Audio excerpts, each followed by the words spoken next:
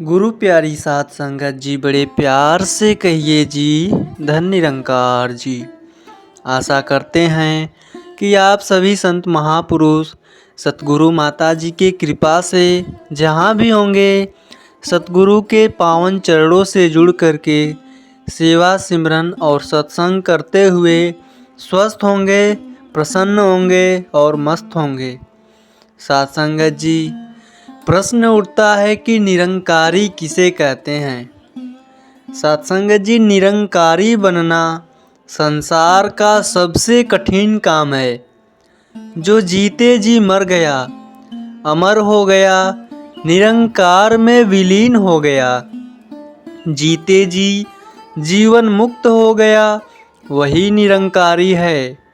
जिसके मन से सारे भेदभाव मिट गए, जो अहंकार शून्य हो गया, ममता रहित हो गया, मोह माया से ऊपर उठ गया, एक रस हो गया, वही निरंकारी है।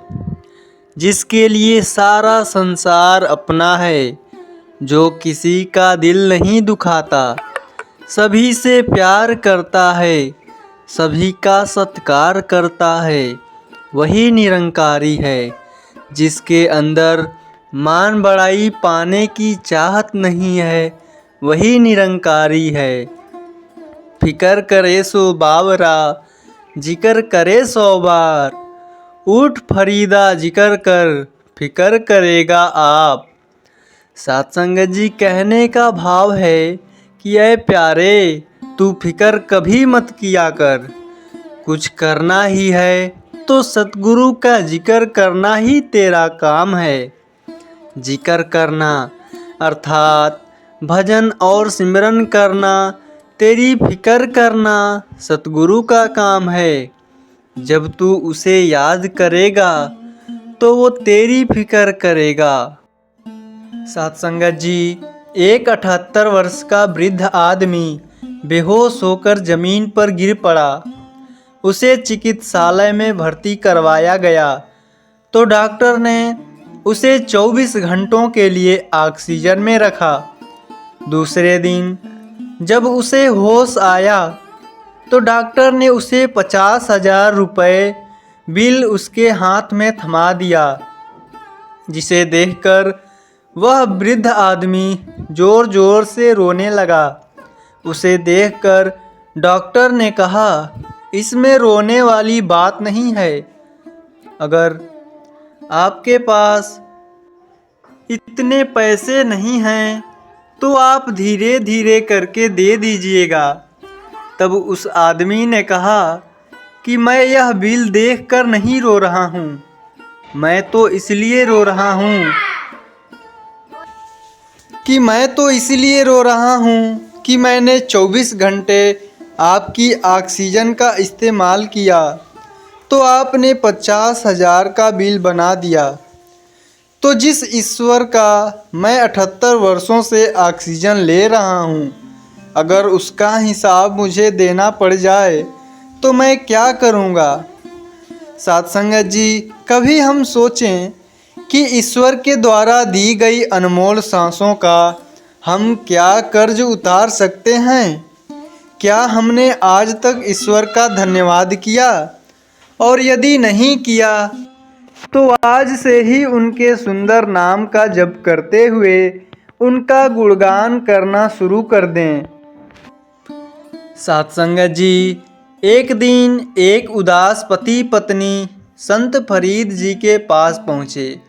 उन्होंने विनय स्वर में कहा, बाबा, दुनिया के कोने कोने से लोग आपके पास आते हैं, वे आपसे खुशियाँ लेकर लौटते हैं, आप किसी को भी निराश नहीं करते हैं।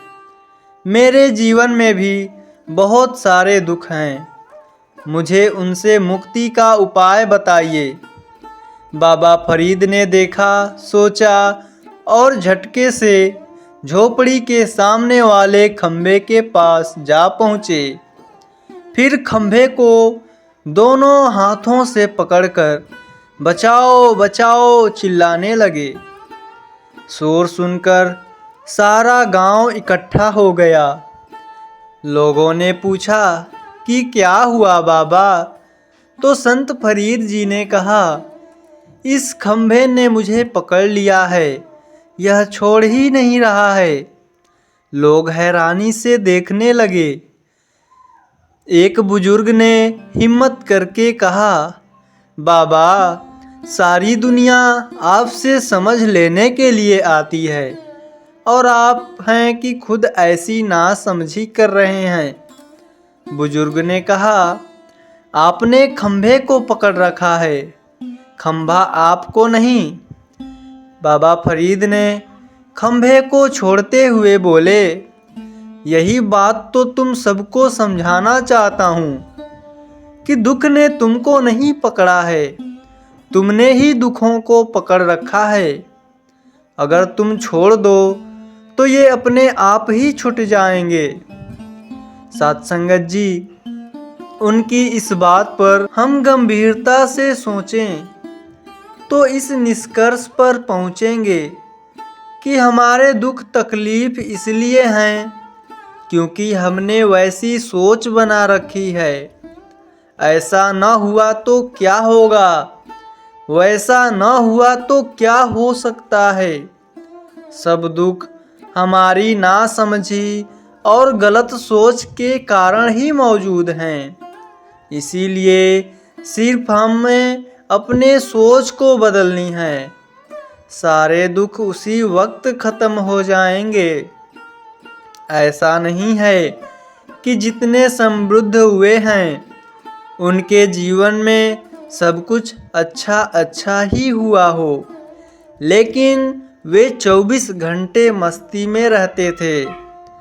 कबीर आज अपना कपड़ा बुन कर बेचते, तब कल उन्हें खाने का जुगाड़ होता था। लेकिन वे कहते थे कि आनंद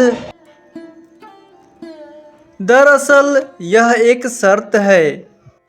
आनंद के भाव से भर लीजिए, इसे स्वभाव बनाइए और आदत में शामिल कर लीजिए। यह गलत सोच है कि इतना धन, पद या प्रतिष्ठा मिल जाए तो हम आनंदित हो जाएंगे। दरअसल यह एक शर्त है। जिसने भी अपने आनंद पर शर्त लगाई वह आज तक कभी भी आनंदित नहीं हो सका। अगर आपने बेशर्त आनंदित जीवन जीने का अभ्यास शुरू कर दिया तो ब्रह्मांड की सारी शक्तियाँ आपकी ओर आकर्षित होने लगेंगी। पहले आप प्रभु के राज्य में तो प्रवेश कीजिए, यानी कि आप पहले आनंदित तो हो जाइए, बाकी सभी चीज़ें आपको अपने आप मिलती चली जाएंगी। साथ संगत जी, उम्मीद करते हैं कि आज की यह साखी आप सभी संतों को ज़रूर पसंद आई होगी। फिर मिलते हैं ऐसे ही अगले टॉपिक में। साथ संगत जी, बड़े प्यार से कहिए जी, धन निरंकार जी।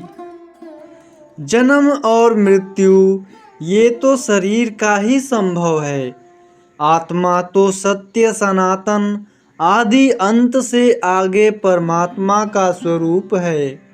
इस तरह से जो भी जीव जान जाता है वह जन्म मृत्यु के भंवर को पार कर जाता है।